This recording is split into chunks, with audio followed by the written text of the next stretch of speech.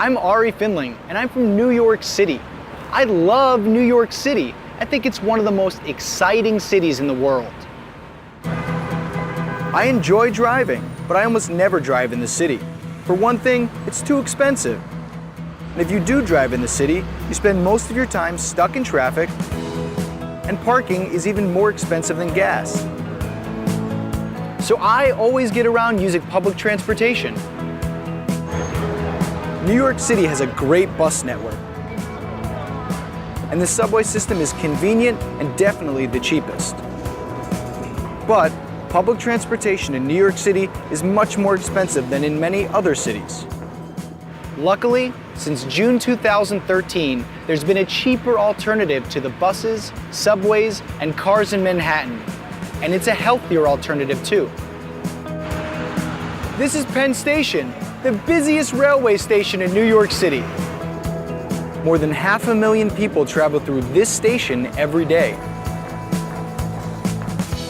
However, located just several blocks from Penn Station is this, one of the many solar-powered docking stations for nearly 6,000 city bikes, located in hundreds of stations around New York City and Brooklyn.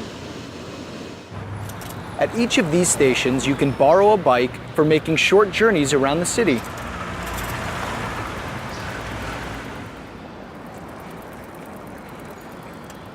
City bikes are available all day, every day. Each station has a touch screen and a map of the area. City Bikes is privately operated by New York City Bike Share and supported by user fees, sponsorships, and advertising. Citigroup and MasterCard have provided most of the funding for the bike share. You have to pay a small fee to join the scheme, but then you can borrow a bike. The bike sharing scheme has proved popular both with commuters and visitors to the city. Of course, New York City isn't the only city with a bike sharing scheme, and it isn't a new idea. There have been schemes around since the 1960s, but with new technology like GPS, cash cards, and smartphones, local authorities have been able to make the schemes more secure and much easier to use. There are now bike sharing schemes in over 165 cities around the world, with more starting up all the time.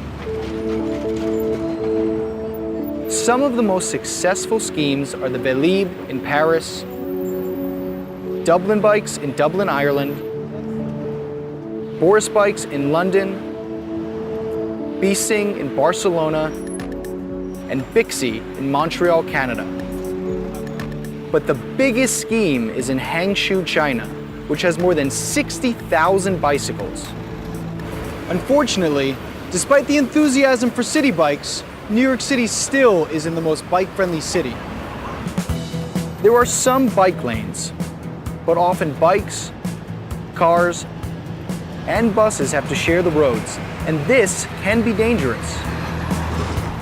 So there are a few things everyone can do to make their bike trips safer, whether you're on a city bike or your own bike.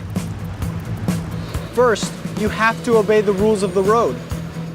You must not ride a bike on the sidewalk, and you must not ride a bike through red lights. You should wear a helmet and bright clothes. You must be at least 16 or older to ride a city bike. You really shouldn't use your phone or wear headphones while cycling. You must be able to see and hear what's going on around you. But if you're careful, a bike is the best way to see New York City, and being able to borrow one for a small fee makes it even better.